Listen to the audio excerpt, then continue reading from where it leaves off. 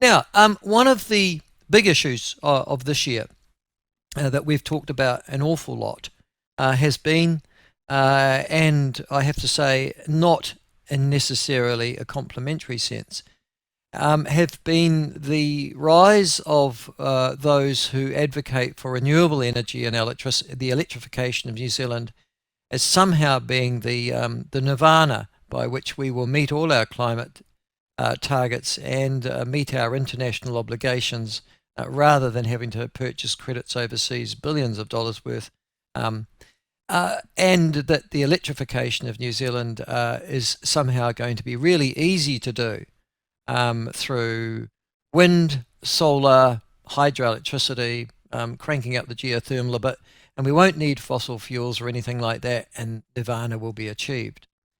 Well, one of the doubters of that particular strategy, and a man who has over 50 years of experience in the power industry, has become quite a commentator on it, an obvious and extraordinarily experienced commentator with experience in wind, solar, tidal wave power. Also worked on substations, transmission lines, gas turbines, steam stations, and even had some involvement in nuclear power.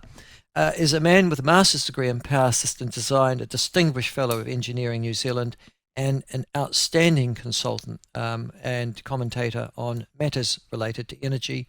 And that is Bryan Leyland, and he joins us now. Bryan, welcome to the show. Lovely to have you on. Are you there, first of all? I better check. Yes, I'm there, Oh, you're and all thank good. you for letting me talk to you. I Um, enjoyed the Bryan, opportunity.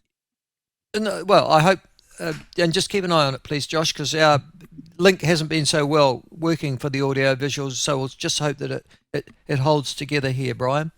Yeah, Listen, you've written an article that's just recently been published on the Bassett, Brash and Hyde blog, which prompted my attention. I had Rod Carr, the Climate Change Commissioner, or the outgoing Climate Change Commissioner, on the show on Monday, and he is waxed lyrical about there being enough capacity in New Zealand for us to meet all of our future energy needs simply through renewables. He talked about massive solar and wind power investments and said, listen, everything's going to be fine so long as we continue to make those investments. You have a dissenting view on that. yes, it's nonsense. What Okay, he's explain. forgetting, what he is forgetting is that every night the sun doesn't shine, and periodically the wind doesn't blow, and we need electricity 24 hours a day, 7 days a week, 365 days a year. Wind and solar on their own will not provide it. No, but we combine it, don't we, with geothermal and with hydroelectricity as well. One would assume that when the wind doesn't blow and the sun doesn't shine, it's made up for by that generation. It is at the moment, and only just. We are scratching for sufficient generating capacity. We need more generating capacity, and if it's wind and solar, we will need more backup capacity. So if we pick up say 1,000 megawatts in demand, we need to put in about 2,500 megawatts of wind and solar because it's off so much of the time. And then we need to put in 1,000 megawatts of backup plant. So we've got to buy 3,500 megawatts of backup plant to meet 1,000 megawatt increase in load. So it can't be cheap. All that power is going to be expensive. Can I ask the obvious question? And that is, why don't we have more hydroelectricity power stations in this country? Because the greenies don't like it. But it would seem the most obvious way to solve our problems, wouldn't it, in terms of Yeah, hydro yeah, power generation? yeah, yeah. It is. It's 65% of our energy comes from hydropower. Nobody complains about the existing hydro schemes to any great degree, but the environmentalists have adamantly opposed any new schemes. They But will tolerate small. these are environmentalists that argue that we need to generate renewable electricity to meet all our climate treaty arrangements Yeah, and to be a clean, green and country by 2050 to be carbon zero. surely they're just going to have to compromise, or do they want their cake and eat it too? They are convinced that wind and solar will solve all the problems, and that's the end of it. And I know what's right, believe me. Mm. And so you're saying that we simply do not have the capacity to meet future or even current, no, well, certainly future electricity needs if we're going to go down the decarbonisation route, because solar and wind are unreliable, essentially. Yeah, yeah. And we haven't got enough capacity to safely meet our existing demand, which showed up in June last year when we ran out of water, Yeah. and No, we no. were Yeah. had to shut down industry in order to keep the lights on. So effectively, we had a blackouts.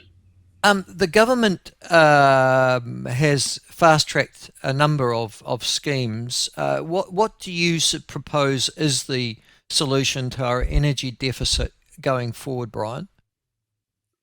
It's very difficult at the moment. What we should be doing is everything we can do to find more gas.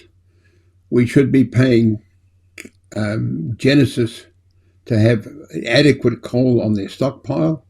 They didn't have enough coal on their stockpile to meet demand last winter, and that was because they would only put enough coal stockpile to meet the hedges that people had paid for.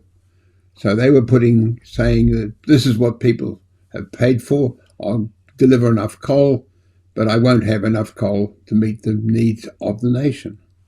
From their point of view, a reasonable answer. From our point of view, crazy. Okay, but if we were going to increase our reliance on fossil fuels, I would imagine that the reverse of that would be to meet our international obligations, whether at COP or from the Paris Agreement, yeah?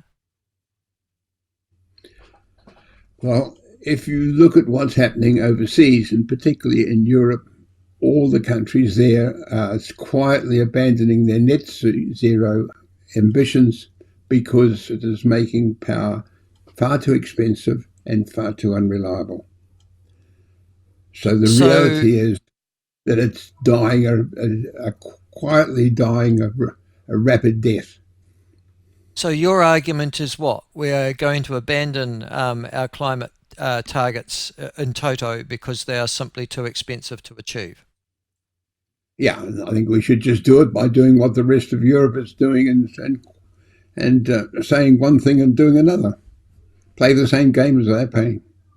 Why should we single out? Which countries in particular are you thinking are quietly abandoning? Because I mean, countries like Germany, the Scandinavian countries, obviously, Italy, France, they were leading the charge towards decarbonisation to the point that I think the French now have started up new nuclear reactors to try and meet their particular critical needs. Yeah, and Germany has destroyed its car industry, and most other industries are moving out. The UK is in the same situation. France is doing well because it's got plenty of nuclear power. But all the other countries are in trouble. Right, but is this a transition trouble or is this a long-term trouble? I mean, is it the sort of thing that you'd expect if you are trying to transition to these laudable objectives of 2040, 2050? It's basically, I think, it's got to, if it continues to pursue it, any country that continues to pursue it will finish up short of electricity and in a desperate state like South Africa is at the moment with rotating blackouts.